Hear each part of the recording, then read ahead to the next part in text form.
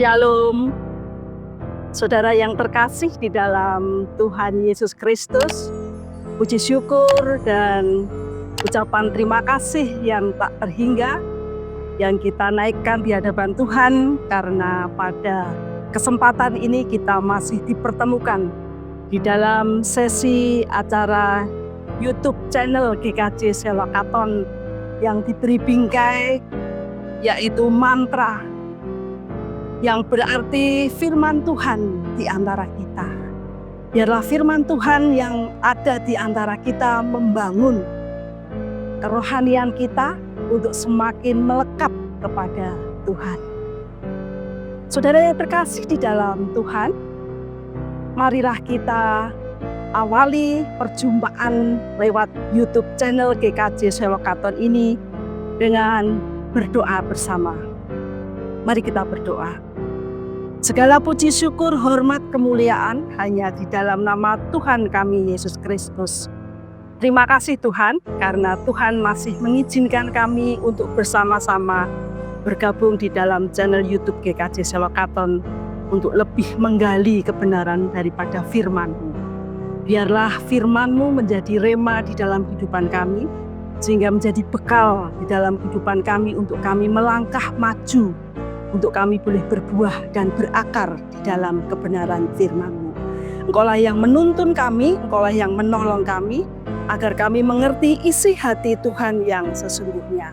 Berkati kami semua Tuhan, di dalam kami memahami kebenaran daripada firman-Mu. Terima kasih Tuhan. Haleluya, amin. Saudara yang terkasih di dalam Tuhan Yesus, bacaan kita pada kesempatan ini adalah terambil dari kitab Hakim-Hakim 3. Hakim-Hakim 3 ayat yang ke-31. Demikianlah firman Tuhan. Samgar. Sesudah dia, bangkitlah Samgar bin Anat.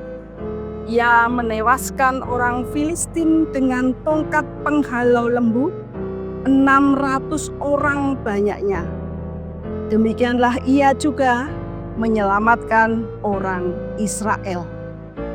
Berbahagialah kita yang mendengarkan firman Tuhan dan melakukan di dalam kehidupan sehari-hari. Saudara yang terkasih di dalam Tuhan, renungan pada saat ini kita akan belajar dari keberhasilan Imam Samgar. Sebelum kita memahami lebih jauh lagi tentang kebenaran firman Tuhan, marilah kita mengerti siapakah Samgar itu.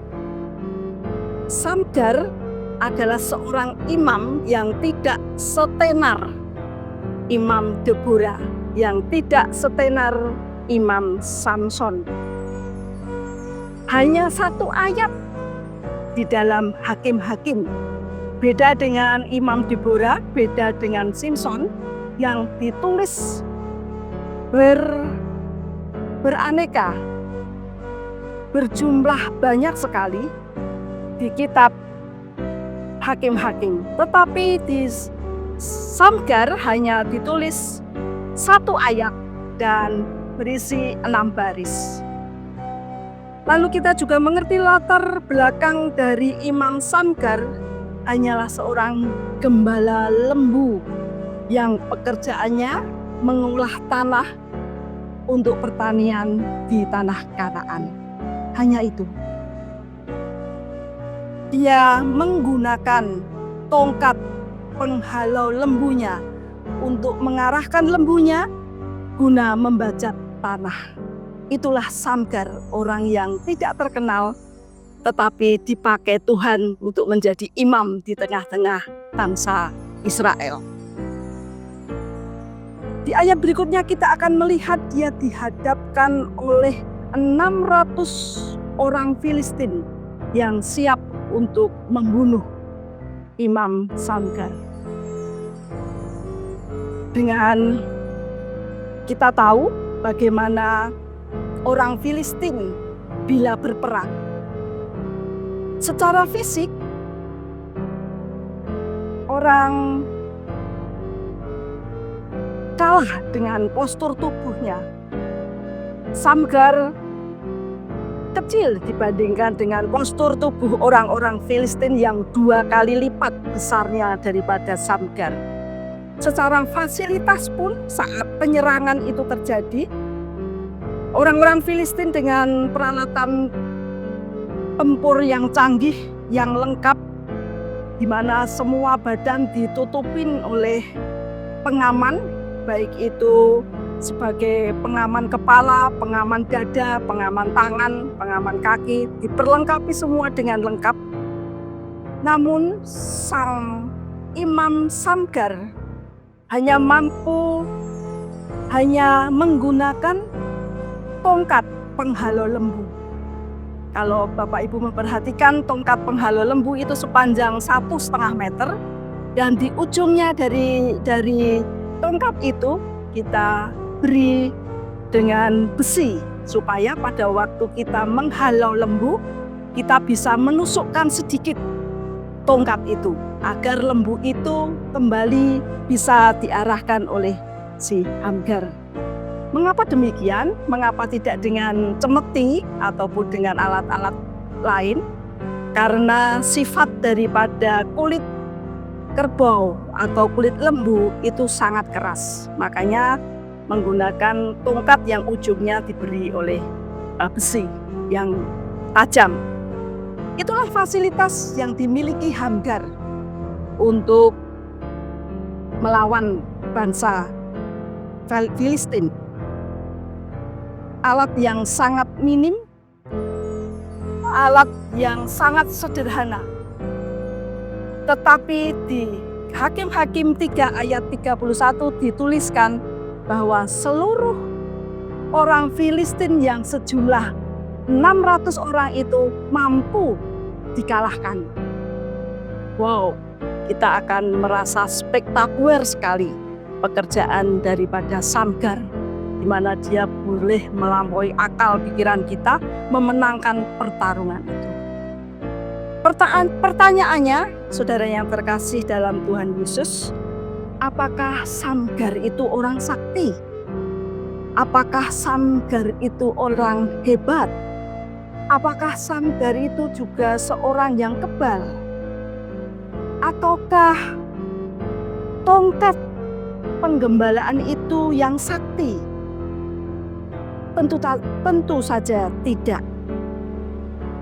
Kita perlu menyadari bahwa ada tangan Tuhan yang senantiasa menyertai, yang senantiasa menolong dan membersamai Samgar di dalam peperangan itu. Saudara yang terkasih dalam Tuhan kita Yesus Kristus, apa yang bisa kita bawa dalam bacaan kita pada saat ini? Apa yang kita bisa rasakan di dalam kehidupan beriman kita lewat pembelajaran Samgar ini? Kita menyadari, Bapak Ibu, saudara yang terkasih dalam Tuhan, suatu saat kita pasti akan dihadapkan oleh Filistin berupa persoalan hidup, pergumulan hidup, tantangan hidup yang tidak mudah kita hadapi.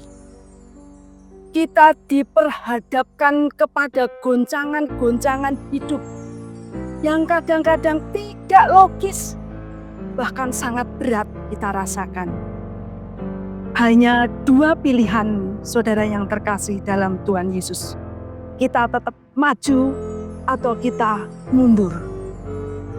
Di dalam teladan Samgar kita akan belajar bahwa kita akan tetap maju menghadapi tantangan-tantangan hidup. Perlu mengkondisikan hati kita untuk tidak menyerah seperti Samgar. Perlu setia di dalam proses kemenangan itu. Dan perlu percaya kepada kuasa Tuhan yang senantiasa menyertai kita. Perlu iman yang tebal bahwa kuasa Tuhan itu tidak pernah putus di dalam hidup kita. Di dalam kita mengkondisikan hati kita untuk tidak menyerah, tetap setia dan percaya akan kuasa Tuhan, kita perlu action. Kita perlu mempersiapkan, prepare apa yang ada di dalam kehidupan kita. Hendaklah kita gunakan dengan sekuat tenaga, semampu kita untuk menghadapi tantangan-tantangan hidup, untuk menghadapi pergumulan-pergumulan hidup, agar kehidupan kita lebih dari pemenang. Selamat belajar tentang kehidupan Samgar, supaya kita berkemenangan di dalam Tuhan. Amin.